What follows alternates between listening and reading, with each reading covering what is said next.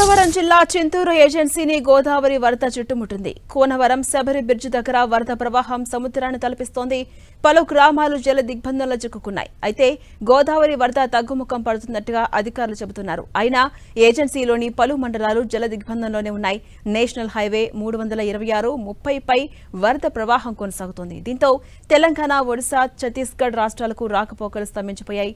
ఇక గోదావరి వరదతో ఏజెన్సీలోని 100 గ్రామాలకు రవాణా సంబంధాలు తెగిపోయాయి. 44 గ్రామాలకు రాకపోకలు స్తంభించిపోయాయి. పోలవరం జిల్లా కలెక్టర్ చింతూరులోనే ఉండి సహాయక కార్యక్రమాలను ఎప్పటికప్పుడు పర్యవేక్షిస్తున్నారు. ట్రాక్టర్పై ముంపు ప్రాంతాల్లో పర్యటిస్తూ సహాయక చర్యలను వేగవంతం చేస్తున్నారు. రహదారి సంబంధాలు తెగిపోయిన గ్రామాలకు పడవల ద్వారా నిత్యావసర వస్తువులు, వైద్య సేవలు అందిస్తున్నారు.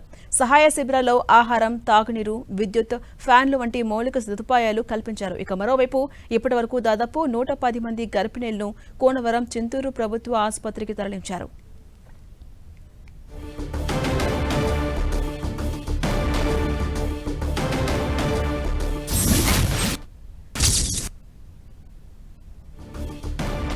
దగ్గరుండి అన్ని ఏర్పాట్లు చేసుకున్నారండి. 5 జనరేటర్లు ఏర్పాటు చేశారు. రాకపోకలకి ప్రతి గ్రామానికి ఒక దేశీయ బోట్ను ఏర్పాటు చేశారు. తర్వాత మా నిర్వాసితులందరికీ భోజనం ఏర్పాటు చేశారండి. డ్రింకింగ్ వాటరు తప్పకుండా ప్రతి మనిషికి ప్యూరిఫైడ్ వాటర్ ఏర్పాటు చేశారు. ఎక్కడైతే నిర్వాసితులు ఉన్నారో, ఎక్కడైతే వాళ్ళకి షెల్టర్ ఏర్పాటు చేశారో ఆ షెల్టర్లో కరెంటు కూడా ఏర్పాటు చేశారండి. గతంలో ఎప్పుడు ఇట్లాంటి ఏర్పాట్లు ఏ అధికారులు కానీ ఏ గవర్నమెంట్ కానీ చేయలేదు. కలెక్టర్ గారు కానివ్వండి, పిఓ గారు కానివ్వండి, ఎక్సలెంట్గా మాకు ఏర్పాట్లు దగ్గరుండి పర్యవేక్షణతో చేస్తూ ఉన్నారు. తర్వాత నిర్వాసితులు ఎక్కడుంటే అక్కడ కరెంటుతో పాటు ఫ్యాన్లు కూడా ఏర్పాటు చేశారండి. ఇక ఇదే అంశంపై మరింత సమాచారం మా ప్రతినిధి ధవళేశ్వరం నుంచి సతీష్ అందిస్తారు. సతీష్, ఝాన్సీరాణి గోదావరి ఉగ్రరూపం దాల్చింది. అయితే గోదావరి పరిసర ప్రాంతం అంతా కూడా గోదావరి ప్రవాహాన్ని చూస్తుంటే భయానకమైన వాతావరణం చోటు చేసుకుందని చెప్పుకోవచ్చు. అయితే ధవళేశ్వరం కాటన్ బ్యారేజ్ వద్ద సుమారుగా 175 గేట్లు ఎత్తి సుమారుగా 14,61,000 క్యూసెక్ల నీటిని సముద్రంలోకి అధికారులు అయితే విడుదల చేస్తున్నారు.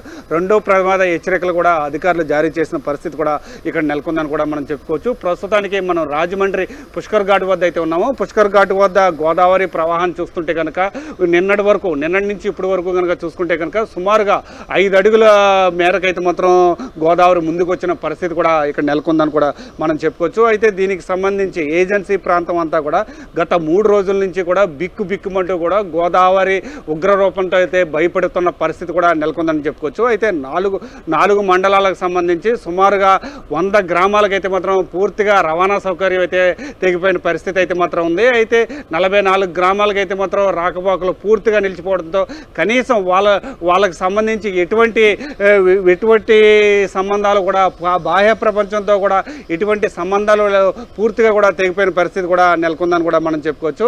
ఇటు కోనవరంతో పాటు విఆర్పురం, చింతూరు, ఎటపాక ఈ 4 మండలాల సంబంధించి పూర్తి స్థాయిలో చుట్టుపక్కల గోదావరితో పాటు శబరి కూడా కలిసి రావడంతో ఒక్కసారిగా గోదావరి ఉగ్రరూపం అయితే దాల్చిందని చెప్పుకోవచ్చు. అయితే కోనవరం వద్ద బ్రిడ్జి అయితే మాత్రం అత్యంత ప్రమాదకరంగా కూడా బ్రిడ్జి పైనుంచి కూడా గోదావరి శబరి సంగమం వద్ద అయితే మాత్రం వరద నీరు అయితే ప్రవహిస్తుందని కూడా మనం చెప్పుకోవచ్చు. ఏదేమైనప్పటికీ ప్రస్తుతం మనం చూసుకుంటే కనుక ఏజెన్సీ ప్రాంతం అంతా కూడా అప్రమత్తం చేశారు. అన్ని రకాల సహాయ చర్యలు అందించేందుకు ఏర్పాట్లు అయితే మాత్రం సిద్ధం చేశారని కూడా చెప్పుకోవచ్చు. ఎప్పటికప్పుడు లోతట్టు ప్రాంత ప్రజలందరినీ కూడా సురక్షిత ప్రాంతాలకైతే తరలిస్తున్నారు. ఇప్పటికే సుమారుగా 106 మంది గర్భిణీలను కూడా సురక్షిత ప్రాంతాలకు, ఆరోగ్య కేంద్రాలకు కూడా తరలించిన పరిస్థితి కూడా ఇక్కడ నెలకొందని కూడా చెప్పుకోవచ్చు. ఏదేమైనప్పటికీ అంటే భద్రాచలం వద్ద కొంత తగ్గిముఖం పట్టినప్పటికీ కూడా ఏజెన్సీ ప్రాంతంలో మాత్రం గోదావరి ఉధృతి మాత్రం అదే విధంగా కొనసాగుతుందో ప్రతి ఒక్కరు కూడా భయాందోళన అయితే మాత్రం చెందుతున్నారు. అయితే అధికారులు ఎప్పటికప్పుడు ఎటువంటి అవాంఛనీయ సంఘటనలు జరగకుండా ముందస్తు జాగ్రత్తలు అయితే పూర్తి స్థాయిలో తీసుకున్నారని కూడా మనం చెప్పుకోవచ్చు. ఇదంతా ఏజెన్సీ ప్రాంతంలో కొనసాగుతుంటే అయితే మనం దిగువ ప్రాంతానికి విషయానికి కనుక వస్తే కనుక ధవళేశ్వరం కాటన్ బ్యారేజ్ వద్ద నుంచి దిగువ ప్రాంతం కోనసీమ ప్రాంతాన్ని కూడా వరద ప్రభావం అయితే తాకిందని చెప్పుకోవచ్చు. పి గన్నవరం నియోజకవర్గంలో ఈ ఎఫెక్ట్ ఎక్కువగా ఉండడంతో ఇప్పటి వరకు కూడా సుమారుగా 4 గ్రామాలకైతే మాత్రం పూర్తిగా రాకపోకలు అయితే నిలిచిపోయినాయి అని చెప్పుకోవచ్చు. అదేవిధంగా కాజ్వేల్ పై నుంచి కూడా వరద ప్రవాహం ప్రవహించడంతో అందరూ కూడా నాటు పడవలపైనే అంటే పి గన్నవరం నియోజకవర్గం వ్యాప్తంగా కూడా మనం చూసుకుంటే కనుక సుమారు 10 గ్రామాల ప్రజలందరూ కూడా నాటు పడవలపైనే ప్రయాణం అయితే మాత్రం చేస్తున్నారు. అయితే భద్రాచలం వద్ద తగ్గుముఖం పెట్టడంతో కొద్దిగా ఇటు ఏజెన్సీ ప్రాంతంతో పాటు ఇటు కోనసీమ ప్రాంతంలో కూడా పూర్తి స్థాయిలో అంటే మనం చూసుకుంటే కనుక అక్కడ నుంచి భద్రాచలం దగ్గర నుంచి కోనసీమ ప్రాంతానికి వరద ప్రభావం చేరడానికైతే 48 గంటలు పడుతుంది. ఈ 48 గంటల్లో ఎటువంటి అవాంఛనీయ సంఘటనలు జరగకుండా ముందస్తు జాగ్రత్త చర్యలు అయితే మాత్రం ఇటు అధికారులు అయితే మాత్రం తీసుకున్నారని చెప్పుకోవచ్చు. ఏదేమైనప్పటికీ కూడా ప్రస్తుతానికైతే మాత్రం ఇంకా ఎగువ ప్రాంతంలో వర్షాలు కురుస్తున్న నేపథ్యంలో ఇంకా వరద ప్రభావం పెరిగే అవకాశం ఉన్న పరిస్థితుల నేపథ్యంలో ఇటు ధవళేశ్వరం దగ్గర నుంచి ఇటు కోనసీమ ప్రాంతం వరకు కూడా ఏటిగట్లు ఏ విధంగా ఉన్నాయో అటు పటిష్టమైన భద్రత ఏర్పాటు చేసుకునేందుకు బలహీనంగా ఉన్న ఏటిగట్లను ఇసుక మూటలు కూడా ఏర్పాటు చేసి ఎప్పటికప్పుడే వాటిని పర్యవేక్షిస్తున్న అధికారులు అయితే మాత్రం పూర్తి స్థాయిలో పర్యవేక్షణ అయితే మాత్రం నిర్వహిస్తున్నారని చెప్పుకోవచ్చు. ఏదేమైనప్పటికీ కూడా వరద నుంచి ఎటువంటి ఎఫెక్ట్ ఉన్నప్పటికీ కూడా ఆ ఎఫెక్ట్ని తట్టుకునేందుకు ఇటు అధికార యంత్రాంగం అంతా కూడా సిద్ధంగా ఉందని కూడా మనం చెప్పుకోవచ్చు. ఝాన్సీ రాణి, అంటే సతీష్ ఎప్పటి వరకు ఈ సిచ్యువేషన్ ఇలాగే కొనసాగే అవకాశం ఉంటుంది? అధికారులు ఏం చెప్తున్నారు అసలు?